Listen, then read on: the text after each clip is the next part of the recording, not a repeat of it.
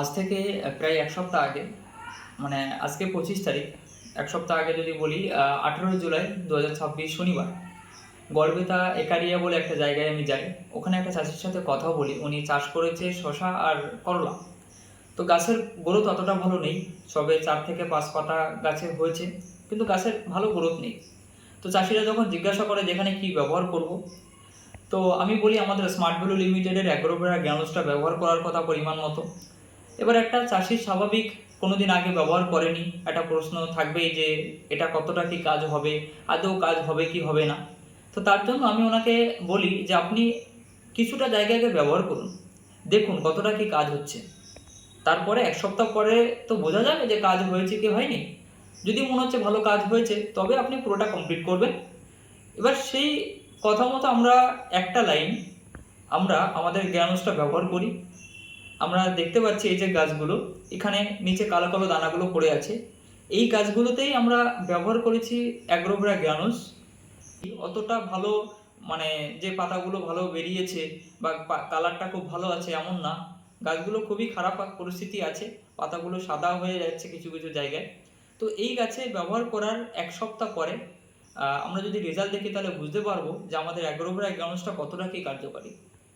তো আমরা নেক্সট, আজকে ২৫ তারিখ, আজকে শনিবার ২৫শে জুলাই, আমরা ওই জায়গায় ভিজিট করি এবং আজকের গাছের পরিস্থিতি পুরো, মানে আগের সপ্তাহের যে পরিস্থিতি ছিল তার থেকে অনেক পার্থক্য। যেটা ব্যবহার করা হয়েছে, একটা চাষি বা কোনো একটা মানুষ যদি আমাদের আগের ভিডিও আর পরের ভিডিও যদি দেখে তাহলে বুঝতে পারবে আমাদের অ্যাগ্রোভেরা গ্যানোসটা কতটা কি কার্যকারী আছে। তো যদি আমরা পরের আগের ভিডিও তো আমরা তো দেখে নিলাম যে এটা কত কেমন কি পরিস্থিতি ছিল গাছের, যদি পরের ভিডিও আমরা দেখি তাহলে বুঝতে পারবো।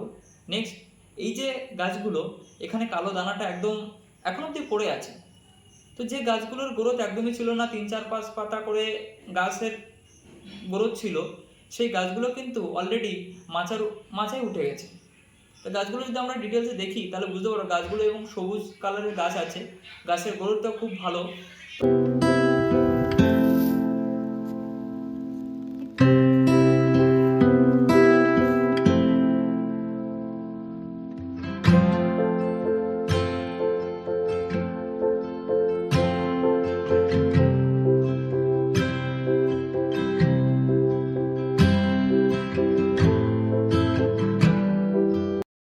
তো ভিডিওটা দেখলাম, কোনো চাষি যদি শসা বা করলা চাষে আমাদের অ্যাগ্রোভেরা গ্যানোসটা ব্যবহার করতে চাইছে এবং তিনি ভাবছে যেটা কতটা কি কার্যকারী হবে, তাদের জন্য এই ভিডিওটা, যে আপনি ব্যবহার করতে পারেন, রেজাল্ট খুব ভালো। কারণ অনেক চাষি ব্যবহার করছে। এটা কখন ব্যবহার করতে পারেন? যখন শসা চাষের ওই মাটি দেওয়া হয়, ওই সময় আপনি যে সারটা ব্যবহার করছেন, সেটা ডিএপি বা ১০ যেটা বা জৈব যাই ব্যবহার করছেন না কেন, তার সাথে এটা ভালোভাবে মিক্স করে আপনি ব্যবহার করুন। আপনার গাছের পরিস্থিতি খুবই ভালো হবে, যেটা আমরা ভিডিওতে দেখলাম ১ সপ্তাহ আগের রেজাল্ট আর ১ সপ্তাহ পরের রেজাল্ট। তো সেই চাষিগুলো ব্যবহার করতে পারে, কারণ আমাদের অ্যাগ্রোভেরা গ্যানোসটার ভিতরে শুধু ৫১% শুধু হিউমিক অ্যাসিড আছে। আর হিউমিক অ্যাসিডের কাজ প্রত্যেকটা চাষি জানে যে কতটা ভালো কাজ হবে। ঠিক আছে।